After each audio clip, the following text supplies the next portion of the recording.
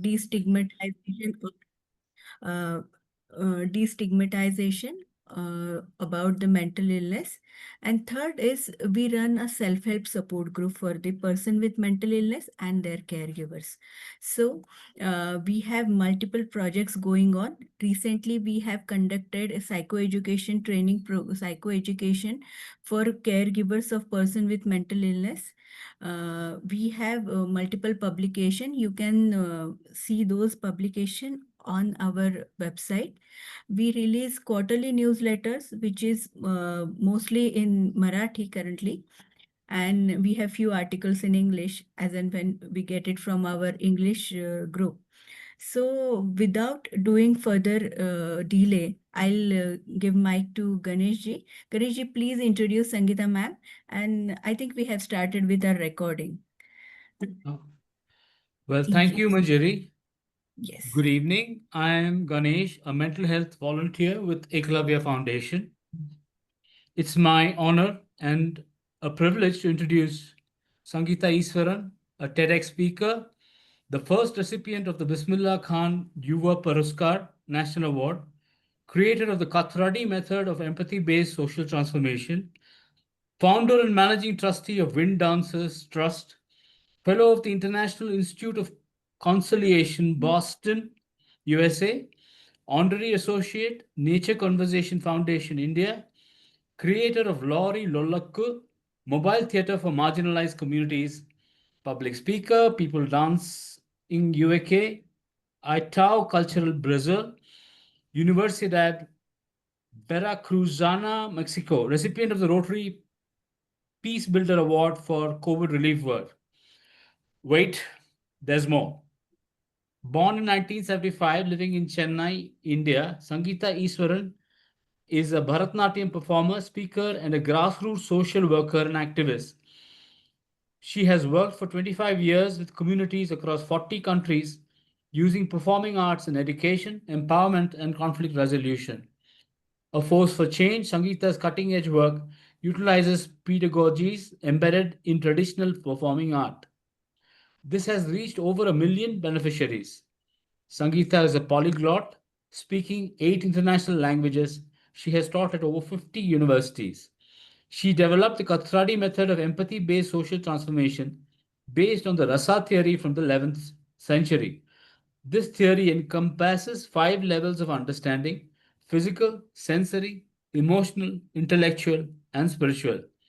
I'm sure we are all eager to hear her ideas. Thank you for being here today, and over to you, Sangeeta. Hi, everyone. I'm really happy to be here. Thank you, Ganesh, for inviting me, and lovely to meet Manjari as well. The work you do is so important in Eklavya Foundation. So,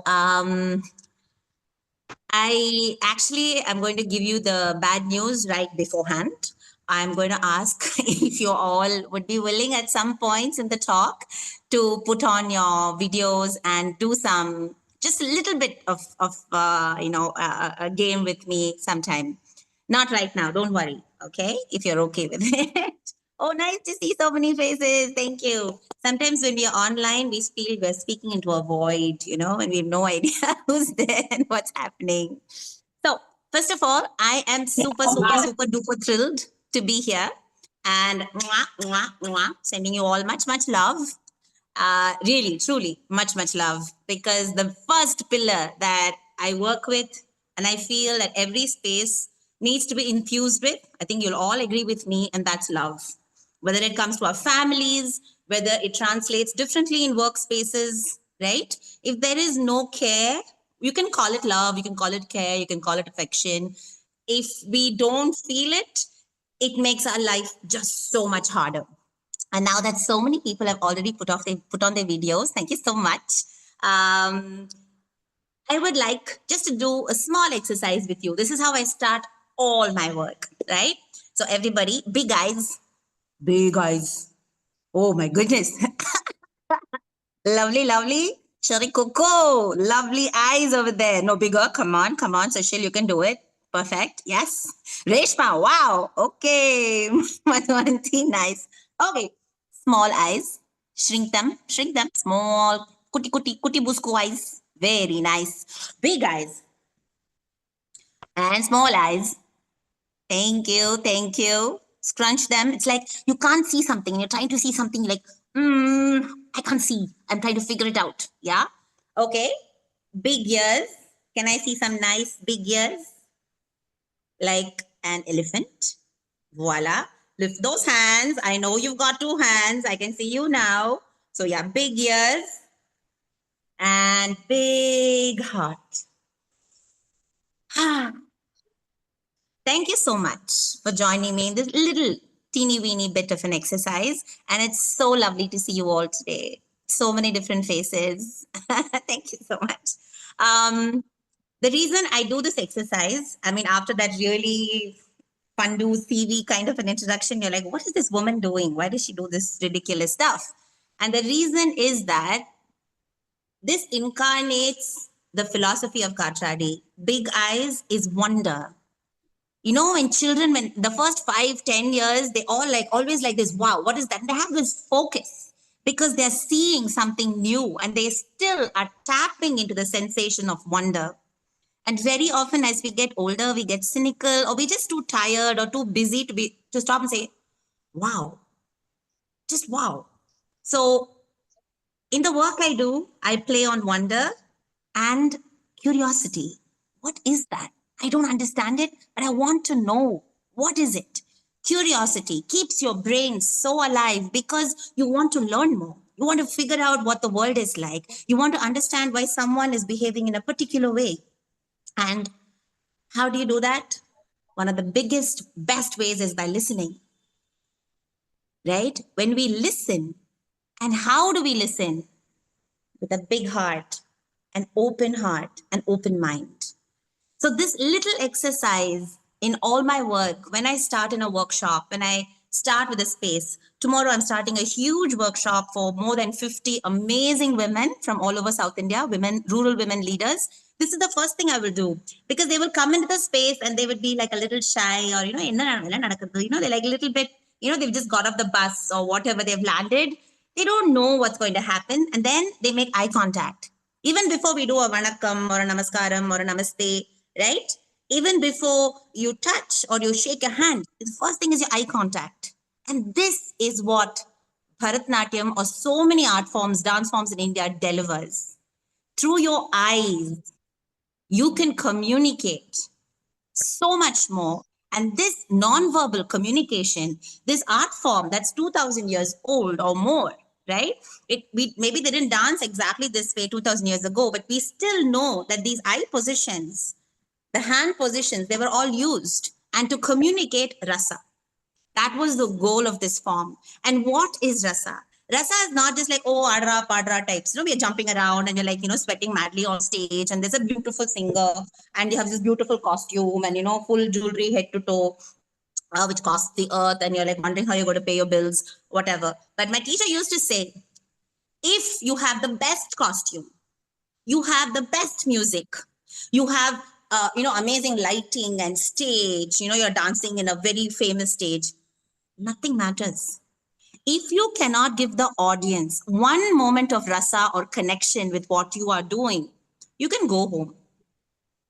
This was my guru, Srimati Kalanthi Narayanan, and my other guru, Srimati Savitri Jagannath Rao. They drilled it into us that is why we dance.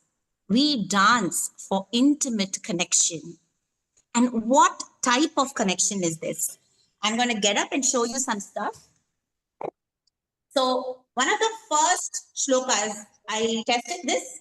All of you can see me, right? Just do this if you can see me. Thank you so much. Excellent. So one of the first shlokas we learned from the Abhinay Darpana says, Yato hastas tatho drishti. Where the hand goes, the eye must follow. And where the eye goes, the mind must follow. What is Sangeeta, this? I think it's a little blur for us. Okay. Can I come Because of the closer? lighting. Yeah. No. It is not due to the camera. It is maybe. due to the it is due to the effect you use. The effect that you The put, effect you have used, the blur effect. It's okay now? No, no. It is not due to the camera. It is due to the blur that you have been using on Zoom.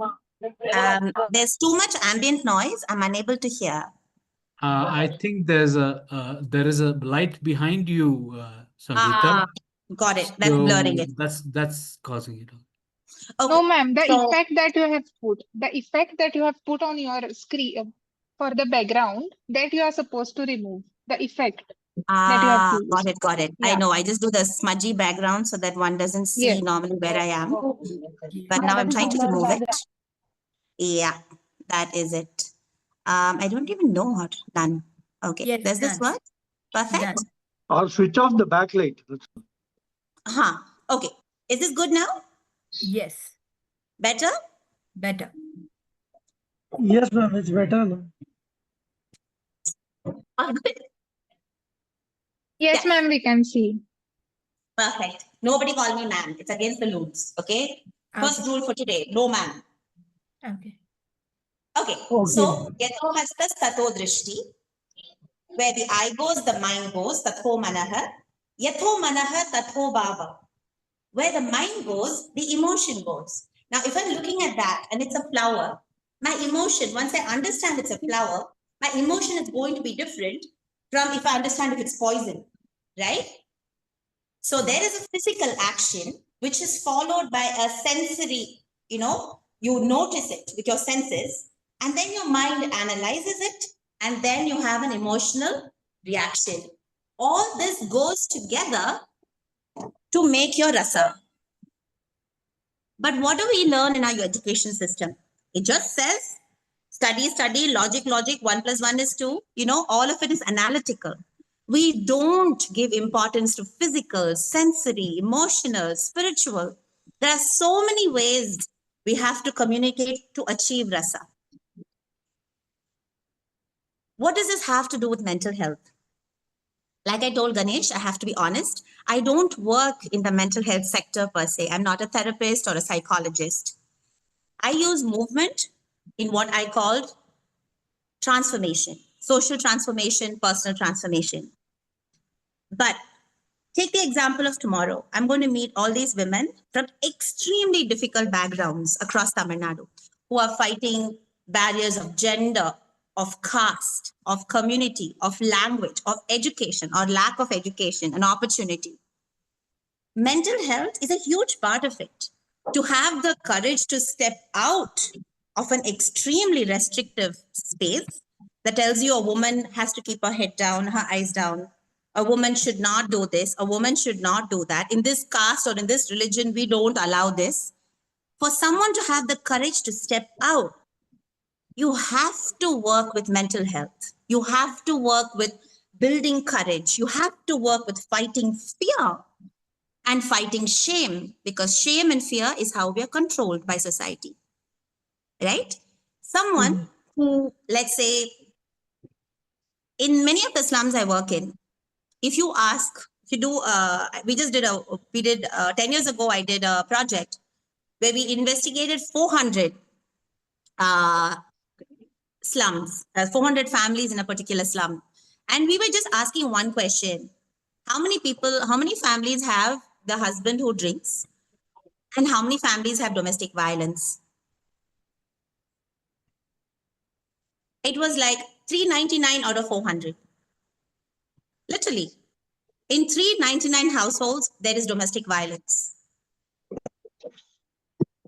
So, in the work I do, I realized very quickly telling people, let's figure out a solution has to come with creating a healing space. Otherwise, nothing works. Nothing works. And the first pillar, like I said, is love. You have to infuse this space, and you have to do it physically. It's not, I don't believe in talking, like just telling people I love you is not it. When you welcome people in, the space is colorful. You ask them if they would like a hug, or if you sit in a circle, you make it inclusive. Some of the games I start with, we lie down and we roll. Why? Simple reason. Depending on the food you can access, people, sometimes your height or your weight or your physical persona has changed. That when you lie down, we are all the same height. It doesn't matter. So when you look at how you're trying to flatten hierarchies, there is no point talking about it. You have to create a space where the body is already trying to break free of learnings that you have learned generationally as well as you've learned in your life. Now, this is what we call a healing space. How did I start this? Is only through experience, meaning there is no course I could attend that said 20, 30 years ago, there was no course that said movement and healing, right? So Yeah. I'd like to tell you a story, a little bit of a story to tell you how I started off on this journey. When I was 25, I was already volunteering a lot. I was dancing in, different contexts. I would work in orphanages, especially with children. I would do some amount of social work in slums, but mostly as a volunteer because people told me doctors have nothing. It's not like you're a doctor. A doctor contributes the time. It's really valuable. They can do medical camps. Whereas a dancer, well, you can dance for them for an hour, you make them happy. So I was like, let's make people happy. And it's very important because the next pillar is joy. We all need joy in our lives. So I would do my little things, work with kids and be happy. When I was 25, I got this really nice grant to study dance across Southeast Asia, Thailand, Cambodia, Indonesia, studying the Ramayana, studying the Natya Shastra, difference in our positions and how our dance forms are linked. It was like the dream of a lifetime. And I got a fairly decent stipend because it was Ford Foundation. And I felt immensely guilty. I was like, oh my God, I was standing in war-torn Cambodia post Khmer Rouge. And I'm like, oh my God, I can't do this. So I started investigating how does one contribute in this space, as maybe a younger student research scholar. So I started volunteering. It was just a house down my road, and there were all these kids running around there. I didn't speak Khmer at that time, so I just went to volunteer. And I would just dance with them, whether it was putting Tamil Kuttu Patu. I think at that time, Urvashi was a big hit. Now you know how old I am, right? Mm-hmm. So I was dancing Urvashi with these kids and then doing a little bit of the, the Bhumi Pranam and teaching them a little bit of Indian dance because some of them would want to learn Cambodian dance and having a good time. But sometimes in the evening, I would see these kids with old men in bars. And slowly, because it was so foreign to me, I'd never seen this before. I mean, sex tourism or, child trafficking was not something I had exposure to, I realized that these kids were actually, it was the house was not an orphanage or a creche. You could actually maybe go and pick up a child. And I didn't know what to do. I asked a couple of friends. I was in a new country. I had no contacts. So I asked a few people that I knew around and they said, don't say anything. Most of this is political, and there's always these, I don't know if it's an urban myth or something really happened. Oh, there was this Dutch woman who protested and she got shot. And that's very scary when you don't speak any of the language and it's a very new country that's coming out of a huge civil war, right?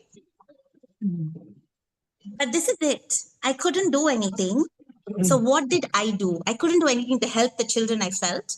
So I wanted to remove the children from my sight because seeing them hurt me. So I just stopped. I stopped teaching them. I started avoiding them. And that's it. But they would see me on the street and they would run after me saying, Nekru, Nekru. Kru is like guru. Nekru is like female guru. So I said, you know what? I'm just going to go and volunteer every morning for an hour. I can't make any change. It was one of the most difficult things I did. But I started observing what was happening. There were 3 things that happened. 1, the children started bonding. They started building deeper friendships. When people are in deeply traumatic situations, sometimes they let out their anger against someone else who is in the same situation, rather than the person who's causing the trauma, because you are powerless against them. So which means it stops you building friendships with people who are in the same situation. And this circle, this dancing, we were building a choreography together. We were doing storytelling with a few words that I knew, but with a lot of gestures. This is the deer, and it makes a friend with an elephant in the big forest. We were doing all the storytelling, and they started building bonds. I would put in small things, like I would take some food there. Let's say I would just take a bunch of, some snacks to eat, and they would all come running to grab, because when you have nothing, you want to be the first to grab that thing that, because you have nothing, anything it is, you want to grab it. I would say, okay, you can grab it, but then you must give it to someone. So each time they would grab, they had to give it to someone else, and it became a game, and friendship started building. And I could see that it was going deeper than just the pleasure in dance. The second thing was that the physical movement, opening your eyes, taking your breath, opening your body, that started changing their sense of power and self-esteem. And the third thing was, I very smartly contact the Centre Culturel Français, it's like the center for the French center, and I asked them if they would like a performance. And I connected with the local NGO. So I started building connections. So one was they were healing themselves, they were building their self-esteem, they were building their body and their physical health. They were building friendships, and I was linking them to the outside world. And that meant they came. Sorry.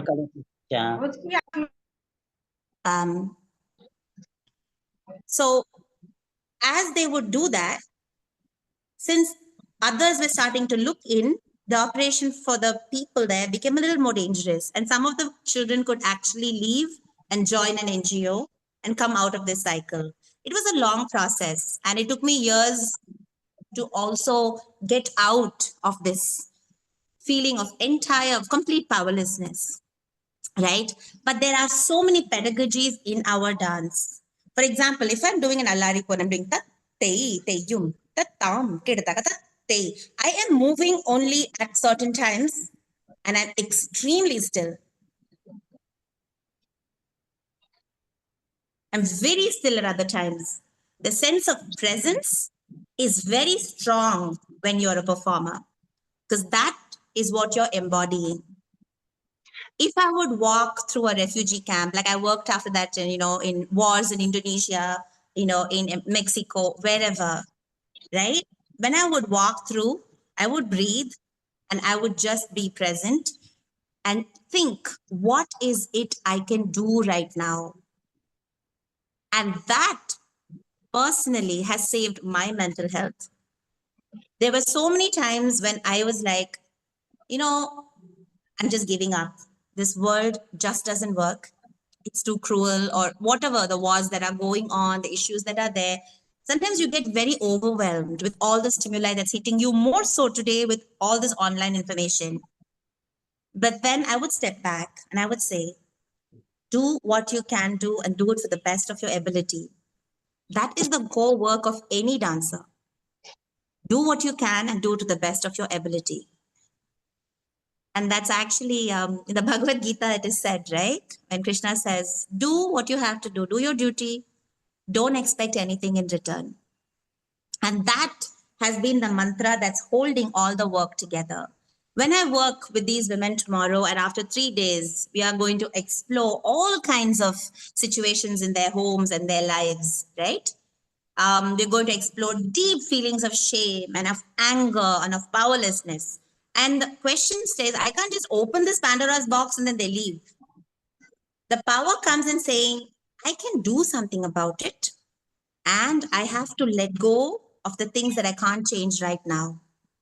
But I can be kinder to my daughter, right? I can pave the way for the next generation. With the education I have now, I can maybe talk to another 10 women and open up a door or a window for someone else. The power comes in thinking, I can do now something for another person. But this cannot happen if they have not built strong bonds of sisterhood before, right?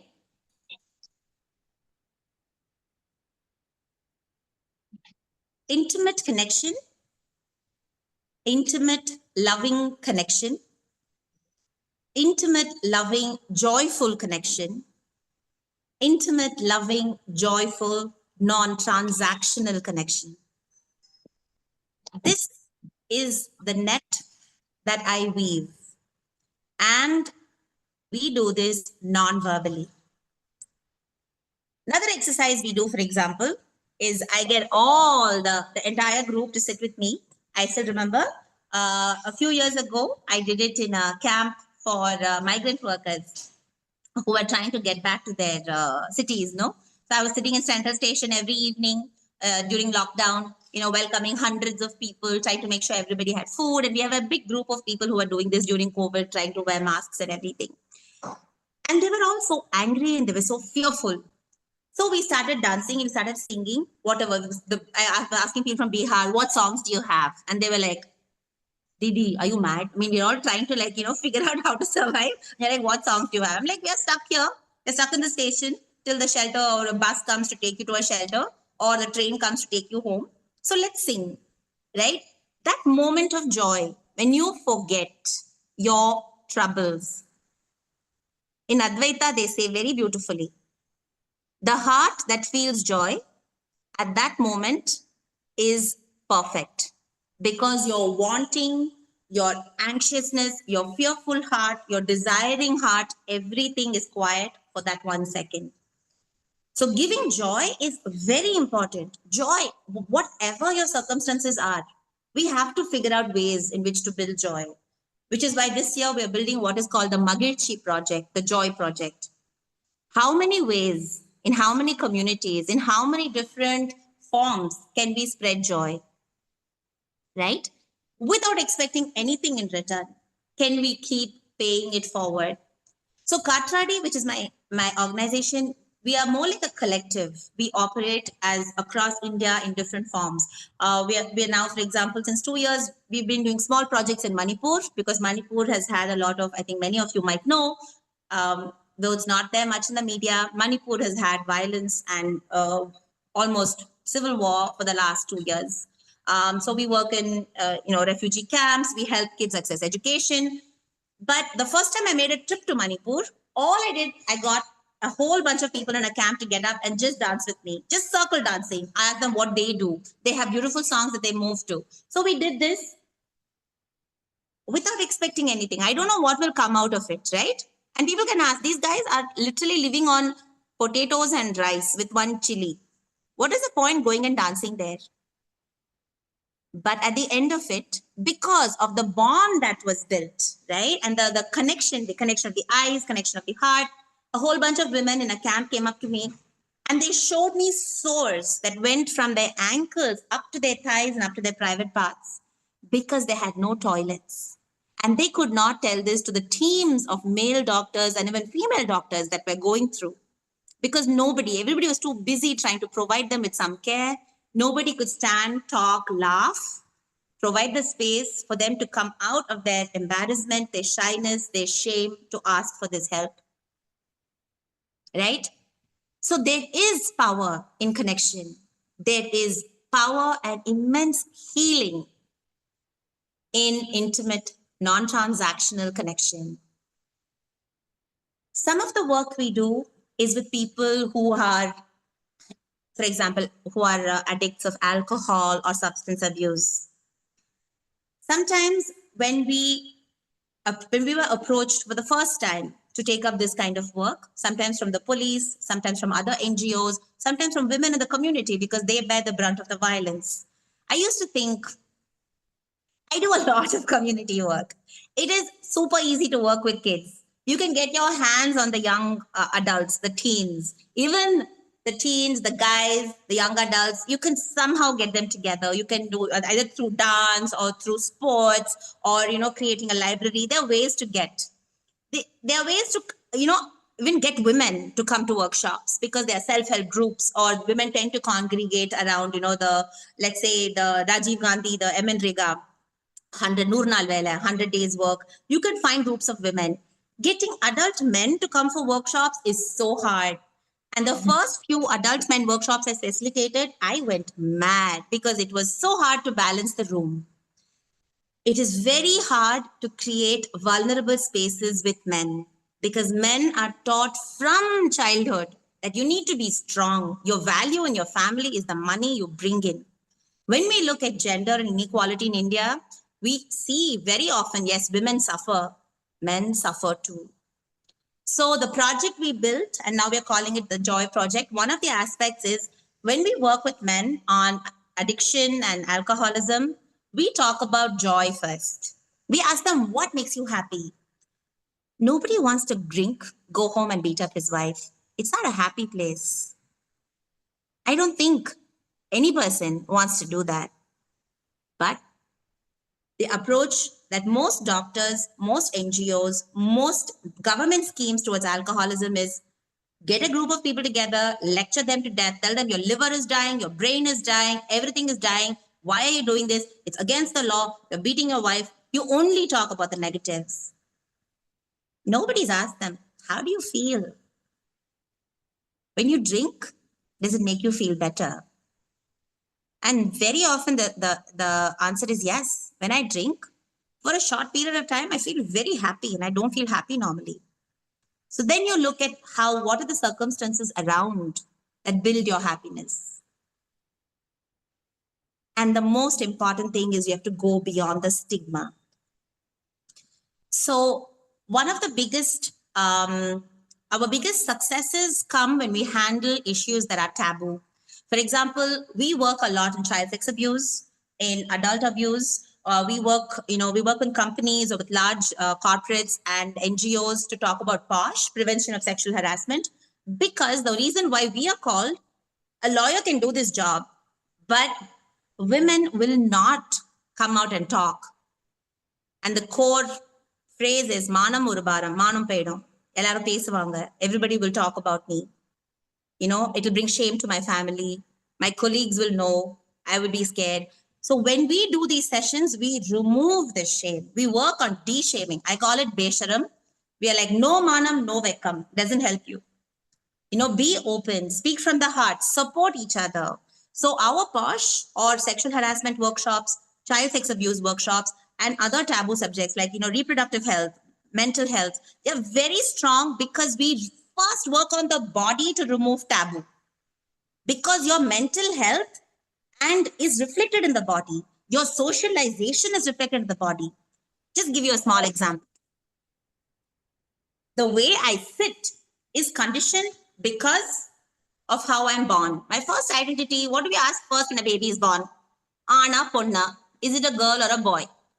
The minute one decides it's a girl or a boy, your life takes a particular path. It's very clearly divided in most of India. Very few of us can escape the trap. So if I sit and do this, I'm obviously a girl. If I do this, I'm a guy. Shoulders open, Veeram, man. Shoulders closed, modest, woman. If a man is like this, we know the stigma that comes with it. If a woman is too strong, she's called aggressive. Your body is telling a story the minute you make eye contact, the minute you enter a room. So you have to work from the body to work on empowerment, to work on destigmatization. When we feel the stigma, our bodies are smaller. When we feel empowered, our bodies are bigger. That's why we do yoga. Breath changes everything. We do mindfulness because when you want to incarnate a different space, you have to breathe it, you have to relax your body, and you have to welcome the sense of I am a person, I am worth it, and I can be of use to others too, right? So our work, we've done a lot of destigmatization work around menstruation, around nightfall, puberty. We have done a lot of stigma around mental health. We've done little performances as well as storytelling around it. We've also worked with leprosy, done a lot of work in Vellore with the Vellore Collectorate around leprosy and destigmatization of leprosy. And all these approaches, the reason we get this work is because the body first, breath first approach really, really works. I'm going to stop now because I'd like to open up for a few questions. Is that okay, Ganesh? And then we'll see where the talk can finish up with.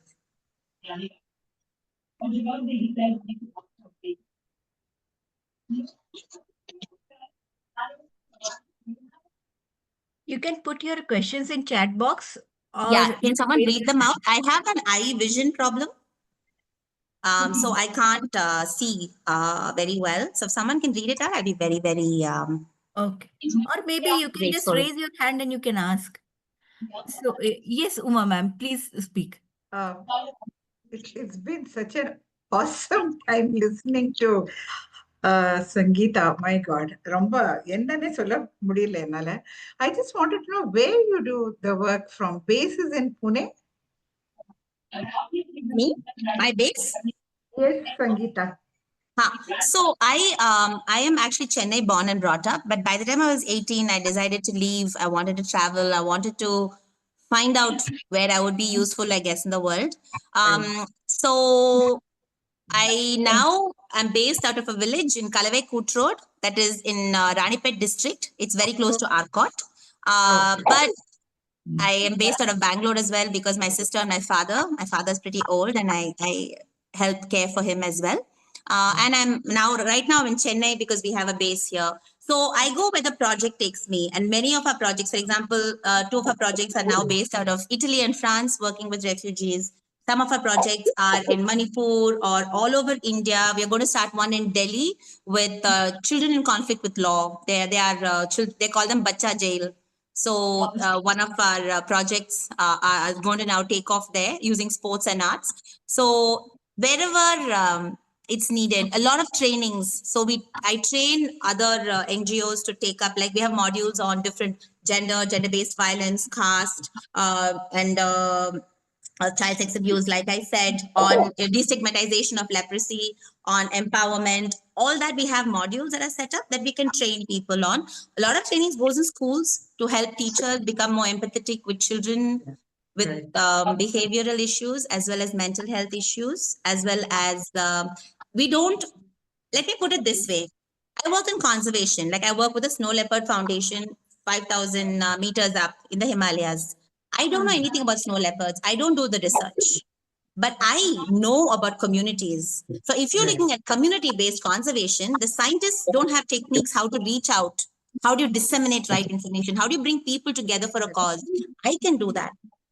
I don't know anything about a snow leopard or an elephant, but I can help you build your project around communities to build empathetic ways in which you can live with nature. It's the same thing. I don't know much about mental health or about leprosy, but when I work in tandem with doctors, then they give me the information of what are the biggest challenges that are faced. Then we, for example, Lori Lolak, Ganesh had mentioned, right?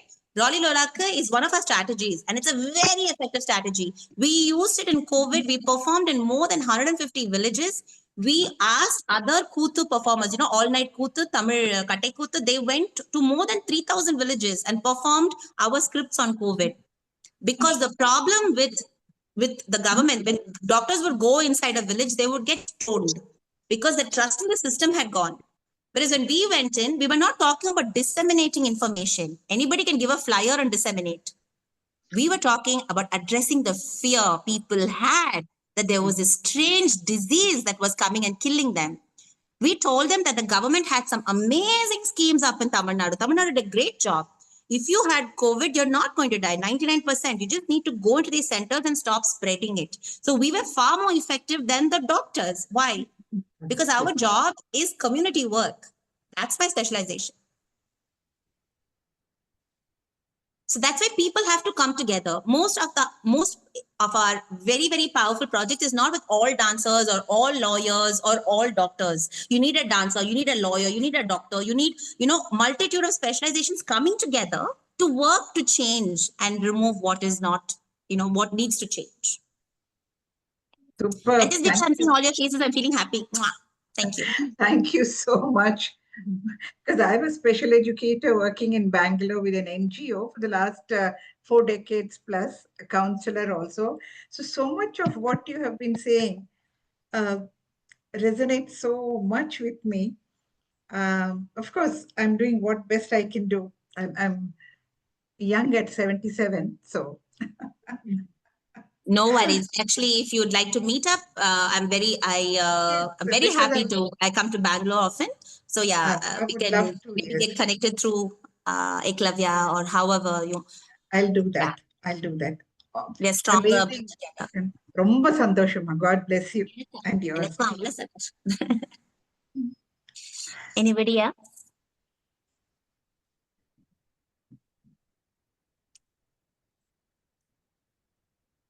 So one of the things that I really work with is mirroring. You know how when you walk on the road and someone smiles at you, instinctively you smile back?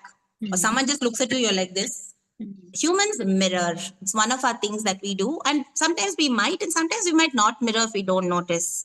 But this is the fascinating thing that I learned in one of the workshops, like barefoot psychology, because we work in such difficult spaces. We get some basic training, you know, in counseling and psychology, just to understand where we can actually help. And sometimes we need to take them to proper specialists to get the help they need. So when you're really happy, you smile, right? But you can also fake it.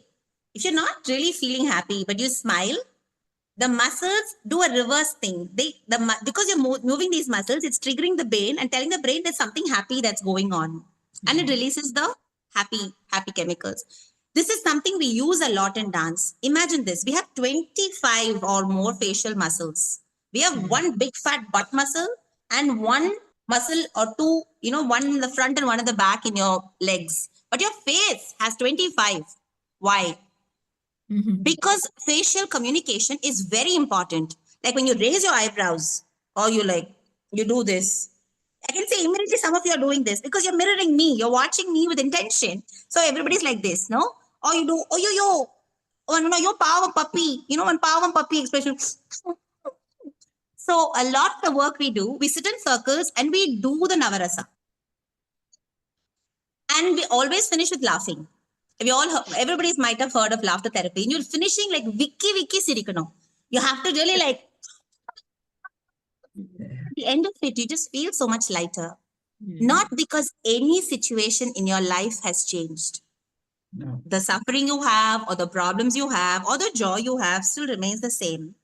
But in that moment, you feel lighter, right? So one of the biggest tools I use is something from mindfulness meditation, where you sit, you shut your eyes and you visualize. You visualize, you can take the visualization in any direction you want, right? But the direction you're taking a visualization, it's almost like you're living that particular story now. The mind is an amazing tool. Sometimes when I have a performance tomorrow, I'm too tired to do taddi, nuttadimi. I can't. I've done my practice. But in my mind, I'll be like, doing this, or I'll be like, doing, they have to do. I will be going over it. Many sports people do it, where you visualize the moves. And then it sits in your body as a kinesthetic memory. Now imagine this. I'm just going to take one particular issue because it's hard, but it's so open. Let's just take gender. Patriarchy is huge in India. It's one of the biggest factors. Patriarchy, the violence around it, the oppression around it is one of the biggest impacts on women's mental health because it's every day, every time judgment. The first thing after my big eyes, small eyes tomorrow, I will do is I will be doing this and ask everybody to swat their hair. Right? I will be, even if you don't have hair, it's okay. You can swat it. Hair or no hair. Your hair is tied up. Also, you swat your hair. Swat out the negativity and swat out the non-judgment, the judgment. We judge. You look at someone, the way they dress, what color they are, what accent they speak, Tamil, or the accent they speak English, the way they walk, the way they make eye contact. We judge and try to place them immediately because that's what humans do. Any herd species will do that. But can we be kinder in our judgment? Kindness. Can we be kind in our judgment? Women are the worst judges of other women. Yeah. And that is something in our hands. So one of the biggest takeaways in the next 3 days with these women is going to be, can you be kinder to each other? Can you stop judging women around you? Can you be supportive and listen? and not just help the women that you think should be helped. Even if a prostitute asks you for help, are you capable of doing that? Yeah, very, Can very we true. suspend non-judgment? So these are the pillars by which you set up your space, and that is make or break. Because very often we have not been taught, or society has been formed in a way already, and we are battling. You know, it's like swimming upstream. You know, you get tired, you get breathless. The problem looks too big. But maybe all you need to do is today sit and listen to someone, and you've done your bit. Correct. Small goals, right? I think if there is one thing that I would love to reach out to you all with is think of your body fully, right? When we do a visualization and I say, let's visualize a problem or a particular fear or a particular situation, negative situation that you have, but you just watch what your body does. Let's say I have a maths exam tomorrow, right? And now I've been distracting you through dancing and you all be like, oh, wow, okay, this is happening, that's happening. Then I'm like, now think of your maths exam. Immediately, your heart will start beating faster. You will start sweating maybe a little bit. Your breath will change. And I say, okay, you think of your maths exam, now watch how your body has reacted when you've thought of your maths exam. Now, think of a happy place. I don't know, think of jalebis or, think about going and playing with your kids. Think something else. Think of playing basketball with your friends, whatever. Think of a happy space. You'll see your body, but you really think, you have to visualize everything. For example, just think of someone you love, right? It can be your baby. You know, when your baby wakes up in the morning, I don't have babies, but I love babies, okay? But when they wake up and they're like, this little face, and you're like, oh my God, you want to bite them. They're so cute. And it's visceral, right? It's a visceral change when you think of someone you love. When I think of my dad, my whole body melts, right? So we can anchor if we watch and we say, now, this is my father, and I have this feeling in this body with them. Can I now pass it on to someone that I don't know very well? Like now I'm looking at all of you and I'm like, I am feeling the same love. I don't know you all. I don't even know your names unless I go close and read, right? But I'm like, no, I can still feel it for you. And then I think of people I really don't like. I'm like, I'm going to try and feel the love. You, okay? These are huge changes. In the next few days, I will be doing these processes for women as well.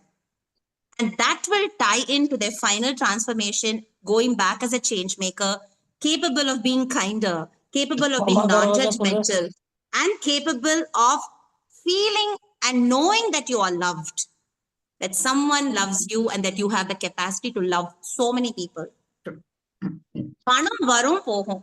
Money is finite. If I spend 10 rupees today, 10 rupees is gone, right? But if I love 10 more people in this group, tomorrow I get to know you all better and I love you more. Nothing's gone. I have lost nothing, I have gained nothing. It's infinite capital. Financial capital, adukku podlam. You can put the mathematics, arithmetic of the capital. We can all say we have profit loss podlam. Kindness capital, compassion capital, love capital. There is infinite. And that is the total essence of the work that I do. And I think I've got nothing more to say unless you want to listen to more stories. I've got so many stories, but that'll be endless. I think We have Disha Disha who ma'am- has raised her hand. Disha. Yeah. Yes. And Pakala. Yes, sir.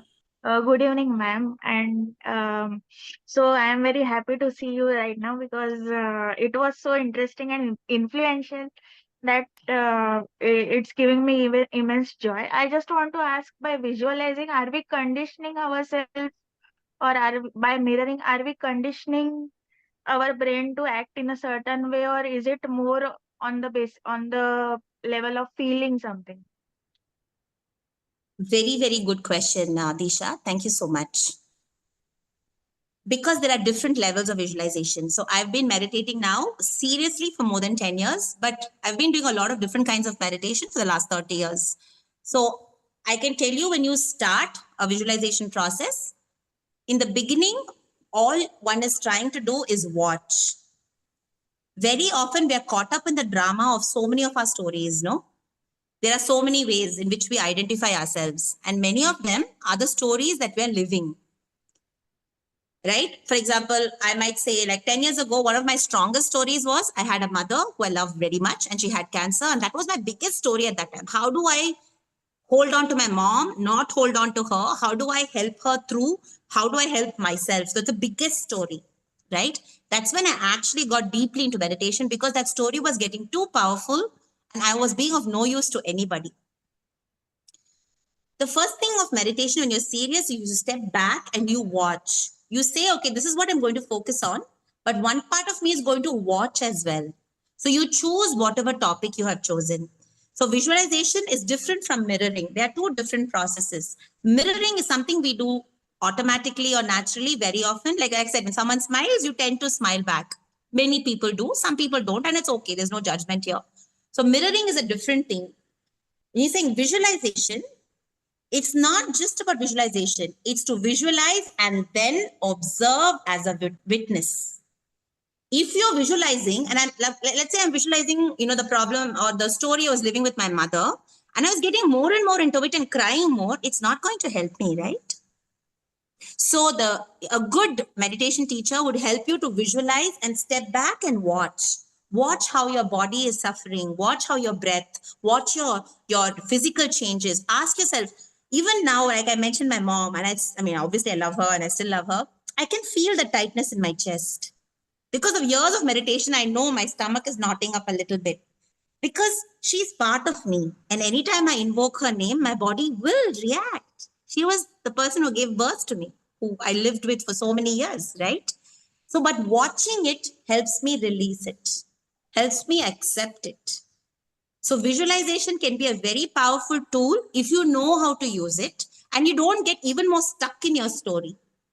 It has to be a way to watch what is unfolding with kindness and with the idea that this too shall pass.